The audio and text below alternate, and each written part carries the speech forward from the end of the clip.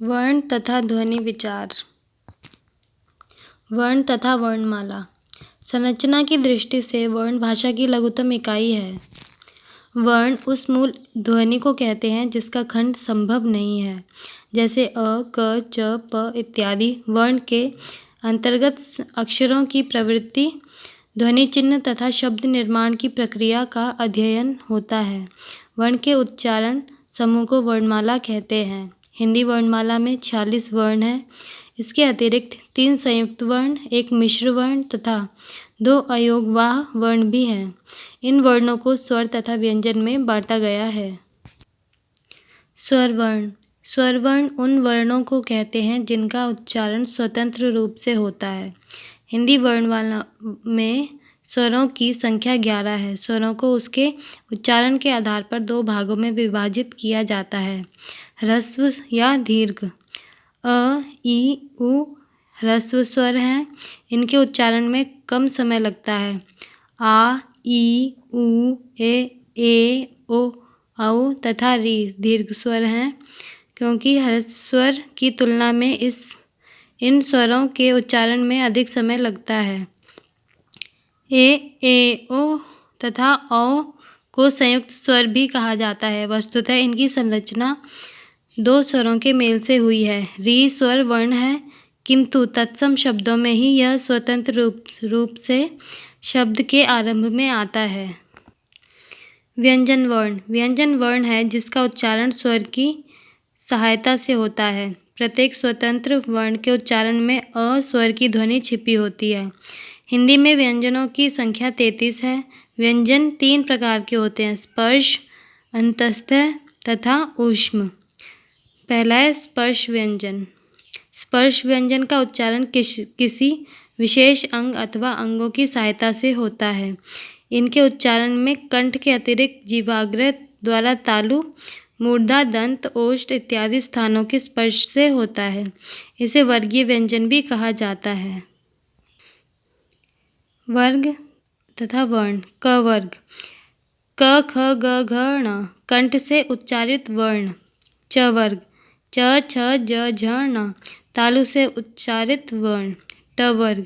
ट, ठ, ड, ढ, ण मूर्धा से उच्चारित वर्ण। त वर्ग। त, थ, द, ध, न दंत्य से उच्चारित वर्ण। प वर्ग। प, फ, ब, भ, म ओष्ठ से उच्चारित वर्ण। दूसरा अंतस्थ व्यंजन। य, र, ल, व अंतस्थ व्यंजन कहलाते हैं। ये वर्ण स्वर तथा व्यंजन के मध्य स्थित हैं, जिस कारण अंतस्थ कहलाते हैं। ये आधे स्वर तथा आधे व्यंजन हैं। इनके उच्चारण में जीवाग्र विशेष सक्रिय नहीं रहती, जैसा अन्य वर्णों में होता है। आधुनिक काल में र तथा ल को पूर्ण व्यंजन माना जा रहा है, जबकि यह और वह ही अंतस्थ व्यंजन के रूप में प्रयुक्त हो रहे हैं।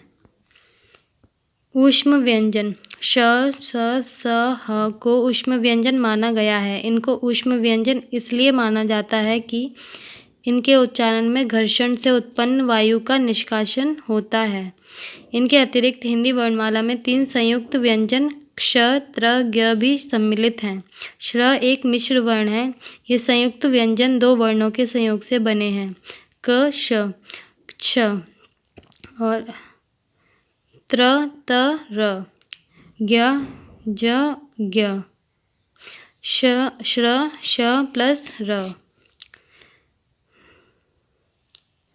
ड तथा ड 2 ऐसे व्यंजन हैं जो द्विगुण व्यंजन कहलाते हैं। शब्दों के अंत या मध्य में ड, ढ वर्ण का प्रयोग होता है, जबकि प्रारंभ में ड, ढ कभी नहीं आते और वहाँ मूल वर्ण ड, ढ ही प्रयुक्त होता है।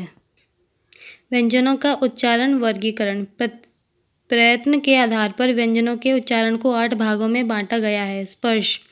क, ख, ग, घ, ट, ठ, ड, ढ, त, थ, द, ध, प, फ, ब, भ। स्पर्श संघर्षी। च, छ, ज, झ संघर्षी। फ, श, ह, ज, श। अनुनासिक। न, ण, न, न, म। पार्श्विक। ल। प्रकंपित। र। उत्क्षिप्त। ड, ढ। अर्धस्वर य व। बाहरी प्रयत्न के आधार पर संपूर्ण व्यंजनों को दो भागों में विभाजित किया जाता है, अल्प प्राण तथा महाप्राण। जिन वर्णों का उच्चारण करते समय मुख से निकलने वाले श्वास की मात्रा अल्प रहती है, वैसे वर्णों को अल्प प्राण कहा जाता है। प्रत्येक वर्ण समूह का पहला, तीसरा तथा पांचवा वर्ण अल्प प्राण कहलाता है। महाप्राण वर्णों के उच्चारण में श्वास की अधिक मात्रा निष्कासित होती है। प्रत्येक वर्ग का दूसरा, चौथा तथा सभी ऊष्म वर्ण महाप्राण कहलाते हैं। क, ग, ण, च, ज, ण, ट, ड़, न, त, द, न, प, ब, म, य, र, ल, व, ड इत्यादि अल्प प्राण व्यंजन हैं। इनके उच्चारण में हवा की कम मात्रा तथा हवा कम शक्ति के साथ बाहर आती है। ख, घ, छ, झ, ठ, ढ, थ, ध, फ, भ, श, स, ह महाप्राण व्यंजन है। इनके उच्चारण में हवा की अधिक मात्रा तथा हवा अधिक शक्ति के साथ बाहर आती है। ध्वनि के उच्चारण में तंत्रियों के कंपन की प्रक्रिया होती है। इस कंपन के कारण वर्ण के उच्चारण के साथ जो तरंग वायु के साथ बाहर आती है उन्हें घोष कहा जाता है। इस आधार पर वर्णों को दो भागों में विभाजित किया गया है, सघोष तथा अघोष। जब स्वर तंत्रियां एक दूसरे के निकट आकर वायु में कंपन पैदा करती हुई ध्वनि के उच्चारण में सहायता करती हैं, तो ऐसी ध्वनि को सघोष कहते हैं। सभी स्वर वर्ण प्रत्येक व्यंजन वर्ग का तीसरा, चौथा, पांचवा वर्ण तथा अंतस्थ वर्ण य, र, ल, व तथा ह सघोष कहलाते हैं। अघोष ध्वनि के उच्चारण में स्वर तंत्रियां दूर दूर रहती हैं तथा वायु स्वर तंत्रियों में बिना कंपन के निकल जाती है। व्यंजन वर्ग का पहला, दूसरा तथा श, स ऊष्म वर्ण अघोष हैं। स्वराघात तथा बलाघात। स्वराघात तथा बलाघात का संबंध शब्दों के उच्चारण के समय वर्ण पर पड़ता है।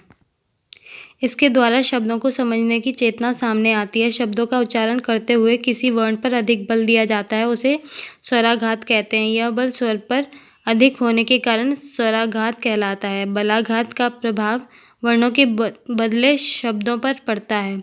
बलाघात विशेषण के समान अर्थ का निवारण तथा परिवर्तन में सहायता प्रदान करता है। अनुतान उच्चारण के आरोह अवरोह को अनुतान कहते हैं। यह आरोह अवरोह शब्द तथा वाक्य का सही अर्थ प्रदान करता है। मात्रा विचार व्यंजन तथा स्वर के संयोग से जो रूप परिवर्तन होता है उसे मात्रा कहते हैं। प्रत्येक स्वर की अपनी मात्रा है। अ के लिए कोई मात्रा चिन्ह निर्धारित नहीं है, क्योंकि यह सदा व्यंजन के साथ उच्चारित होती है। अन्य स्वरों की मात्रा निम्न है। आ, क प्लस जमा आ का, ई, क प्लस छोटी की, ई, क प्लस ई बड़ी वो की, ऊ को छोटे ऊ, क प्लस ऊ कू, ऊ का हलंत प्लस ऊ बराबर कू।